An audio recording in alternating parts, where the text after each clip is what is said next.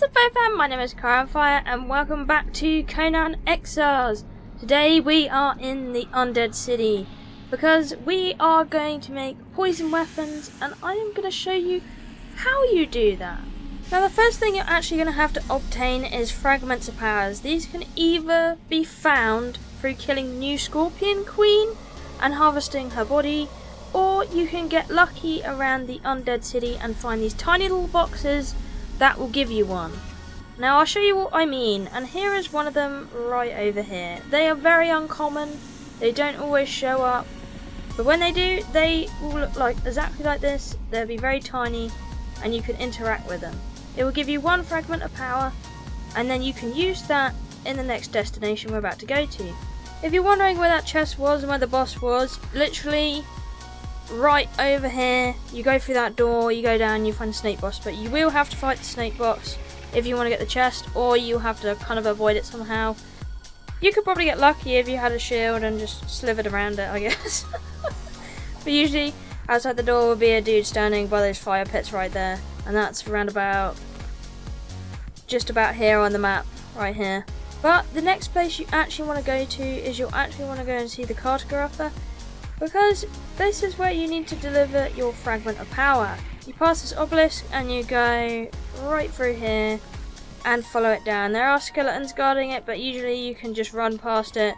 Once you're here, there is only one bookcase you want to go to, and this will be the one right over here. You ignore everything else, unless you haven't spoken to that guy. Make sure you speak to him, because he will give you the map room blueprint if you didn't know. But you'll want to go right over here, and when you go here, you get close to it, say press E to interact. You press E. Now it is completely random what it gives you. It can give you duplicates, so it's very random, but hopefully when you've spent your stuff you will get a venom infused item. So for example, I spent all of mine here and I have a scroll that is for a venom infused war axe, and that is exactly what I want, and I'm going to use it right now, and I have learnt that scroll. As you can see, it gives you lots of random things you can use. They're actually really awesome. So depending on how lucky you got, you should end up with quite a few scrolls. There is about 5 different weapons that have venom infused perks on them that you can get out of this bookcase. You can have the daggers, the pike, sword, two-handed sword, or a war axe. Honestly, the daggers and the war axe are probably my favourite, but it's all up to personal preference, of course, because weapons are weapons and it's what you like to use personally.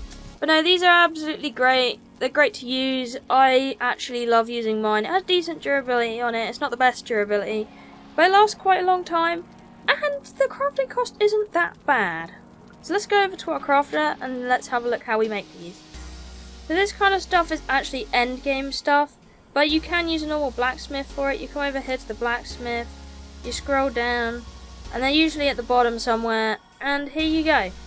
They use similar sort of things. You all need one fragment of power, one sand beast bile gland, star metal, and then whatever handle is needed for the weapon. The weapon handles can be made usually in the carpentry bench.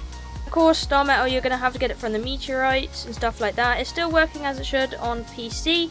I have no idea about console, but I figure they're having a few problems at the moment over on console side with the spawns. So just beware of that and make sure that you, if you don't get any spawns within about 10 minutes, come back another time and, refresh the area. Let it re-render, stuff like that.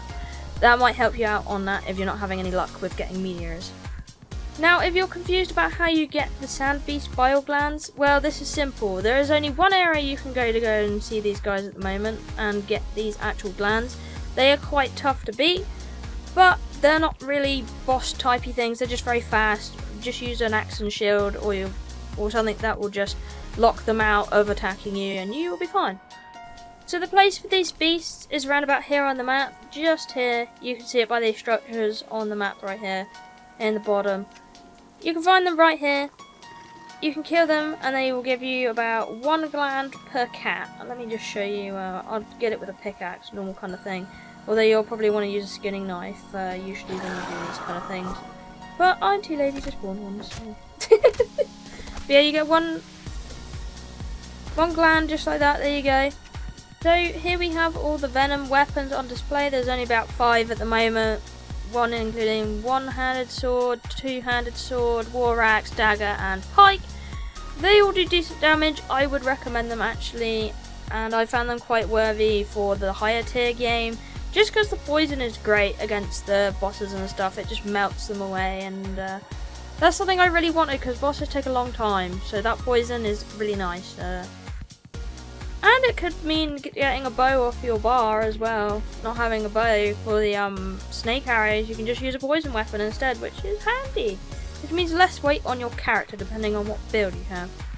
Now the damage pool isn't actually that large, but it is still pretty nice.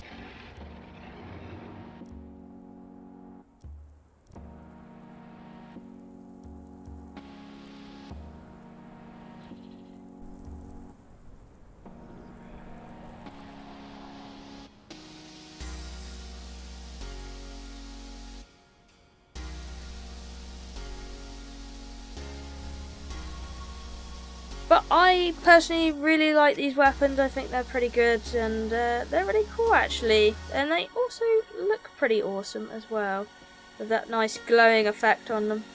But yeah, let me know what you think. I might make another video on where you find the Fragments of Power in the future, if it helps. Because they are quite vague and not that easy to find. Or a showcase of what the bookcase will give you all in all.